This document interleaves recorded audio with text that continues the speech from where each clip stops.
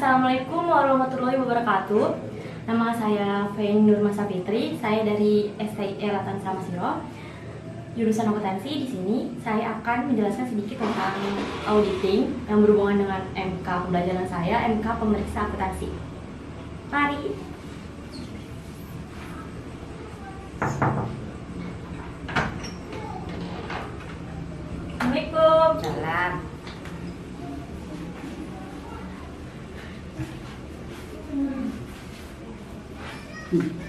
Izin berperkenalkan diri, nama saya Feni Nurmasa Fitri. Mohon maaf, dengan Bapak siapa? Dengan Ibu siapa? Ibu Yeni. Ya. Kedatangan saya ke sini untuk menjelaskan bagaimana akuntansi dalam auditing. Kedatangan saya kemari, saya akan menjelaskan hubungan antara akuntansi dengan auditing. Di sini Bapak tahu apa itu akuntansi? Enggak. Akuntansi adalah suatu proses yang diawali dengan mencatat, mengelompokkan, mengelola, menyajikan data, serta mencatat transaksi yang berhubungan dengan keuangan, sehingga informasi tersebut dapat digunakan oleh seseorang yang ahli di bidangnya dan menjadi bahan untuk mengambil suatu keputusan.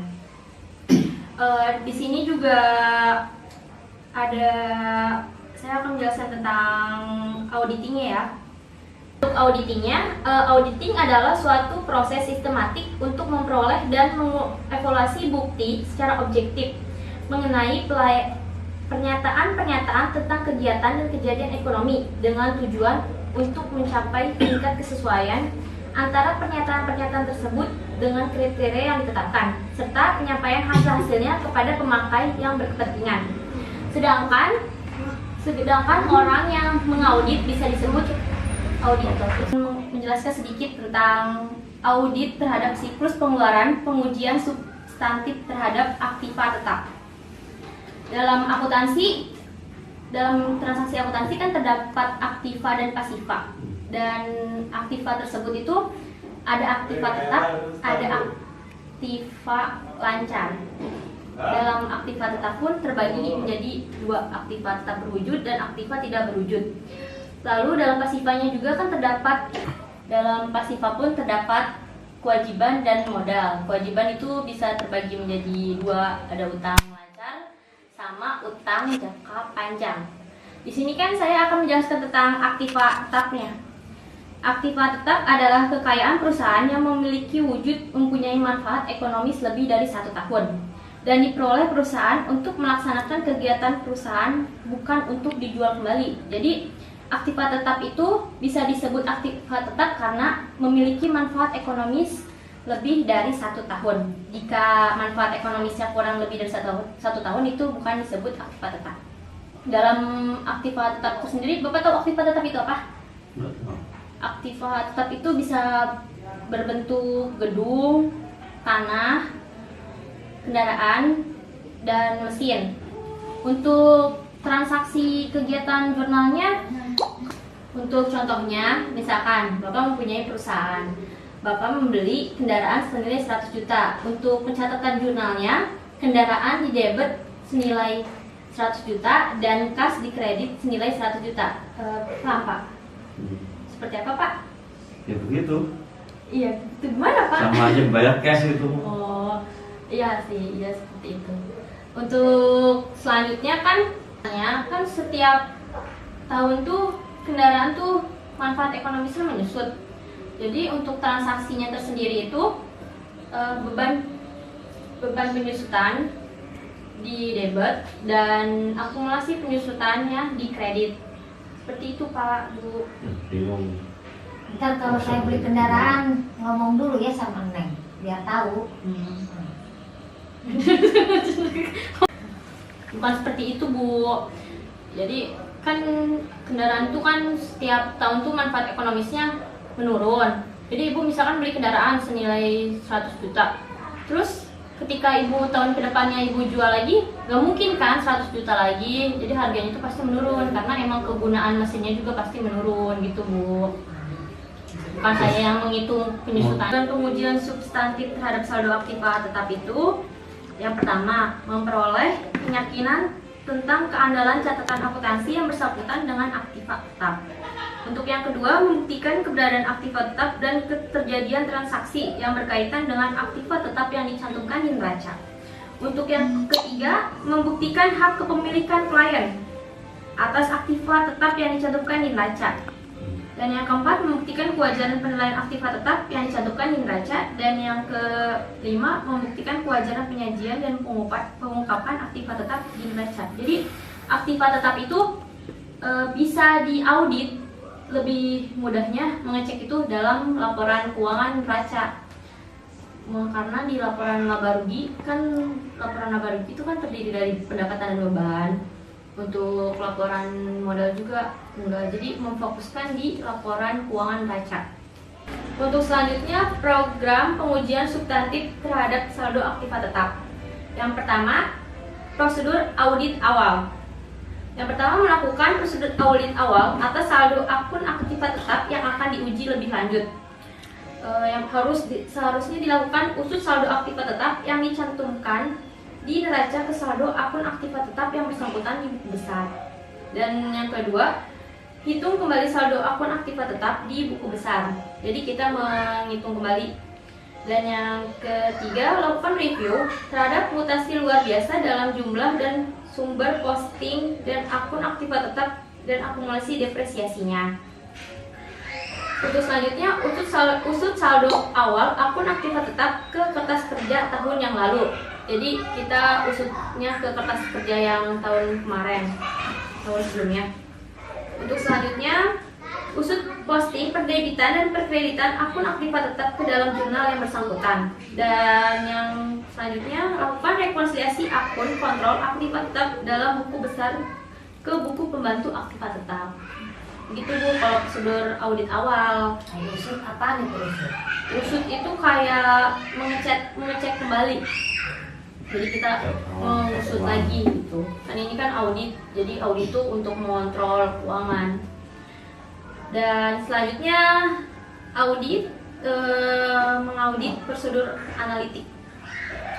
Lakukan prosedur analitik yang pertama, hitung rasio tingkat perputaran aktiva tetap, rasio laba bersih dan aktiva tetap, rasio aktiva tetap dengan modal saham, rasio biaya reparasi dan pemeliharaan dengan aktiva tetap.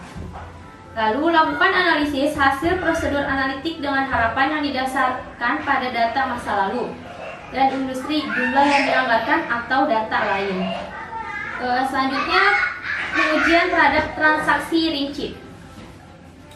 Periksa tambahan aktiva tetap ke dokumen yang mendukung timbulnya transaksi tersebut.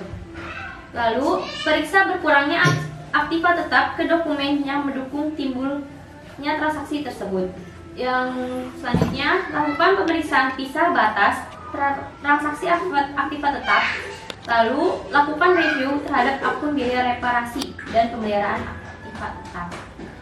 Untuk pengujian terhadap saldo akun rinci. Yang pertama, lakukan inspeksi terhadap aktiva tetap. Lalu periksa bukti hak pemilikan aktiva tetap dan kontrak, dan lakukan review terhadap perhitungan depresiasi aktiva tetap. Jadi di sini juga dalam aktiva tetap harus menghitung harus melakukan review perhitungan depresiasinya, ya, depresiasinya berapa, masa ekonomi berapa tahun. Untuk selanjutnya, verifikasi penyajian dan pengungkapan. Yang pertama, periksa klarifikasi aktiva tetap di neraca, dan yang kedua, periksa pengungkapan yang bersangkutan dengan aktiva tetap. Itu Pak. Untuk jadi begitu Bu Pak. Kira-kira ada yang mau bertanya lagi? Enggak. Untuk secara rincinya saya menjelaskan apa ya Bu Pak? Akuntansi. Lalu Mengajukan debit dan kredit neraca. ya, lalu Pak. Mau pikir. aktiva, pasiva. Untuk auditnya itu apa? Ih, Untuk auditnya Bu tadi seperti apa? audit itu untuk memeriksa keuangan. Iya, profesi akuntan publik yang memeriksa keuangan, mengontrol. BPK.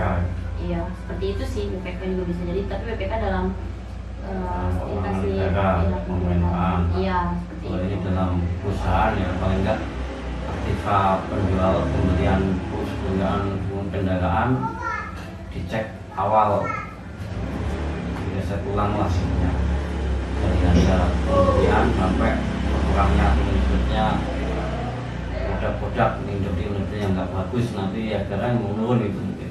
Iya, bukan harga menurun. Jadi misalkan nih pada tahun 2019, nah di tahun 2019 itu ada kejanggalan.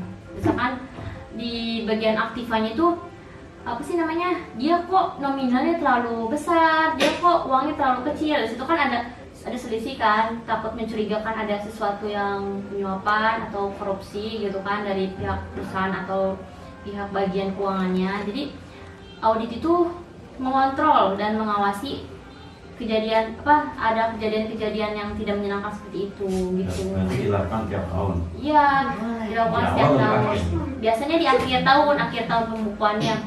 Pada saat akhir tahun pembukuannya itu pasti bulan-bulan Desember. Soalnya kan dia kan mengontrol setiap tahun pembukaan periodenya gitu.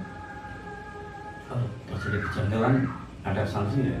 Kalau ada terjadi kejanggalan kan dia juga nggak selalu langsung nih gitu, ini dia salah nih gitu kan, dia juga harus mempelajari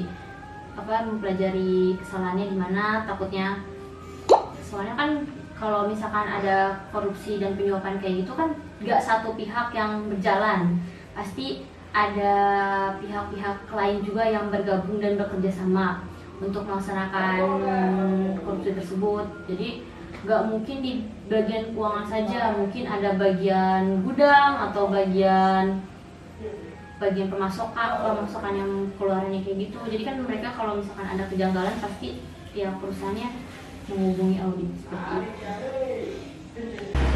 Untuk Bapak sama Ibu kiranya sudah mulai mengerti tentang auditing ya. Paham. Ya, jadi ya segitu dari saya, cukup sekian, semoga bermanfaat ya Bu, Pak. Nah, segitulah penjelasan saya tentang auditing kepada masyarakat.